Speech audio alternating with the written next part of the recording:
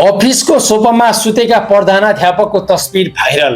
कञ्चनपुरको बेलौरी स्थित एक सामुदायिक विद्यालयका प्रधानाध्यापक अफिसमै आराम गरिरहेको तस्बिर सामाजिक सञ्जालमा भाइरल बनेपछि विभिन्न टीका टिप्पणी सुरु भएका छन्।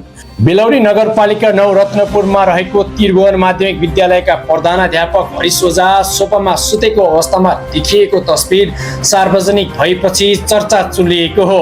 सार्वजनिक तस्बिरबारे प्रतिक्रिया दिँदै प्रधानाध्यापक ओझाले आफू उच्च रक्तस्राव प्रेसर हाईको समस्याबाट पीडित रहेको र नियमित औषधि सेवन गरिरहेको बताएका छन्। विद्यालयकै कामको चापका बीच स्वास्थ्यमा समस्या देखिएपछि केही समय आराम गरेको उनको भनाइ छ। म कक्षा 12 को परीक्षामा खटिएको छु, बिहान 11 बजेसम्म परीक्षामै हुन्छु उनले भने। विद्यालयमा विद्यार्थी भर्ना पनि चलिरहेको छ, त्यसैले बेलुका 4 बजेसम्म विद्यालयमै आराम गर्नुपर्छ। त्यही क्रममा छाती दुखे जस्तो भएपछि केही समय आराम गरेको हुँ। सोही बेला कसैले फोटो खिचेर सार्वजनिक गरिदियो।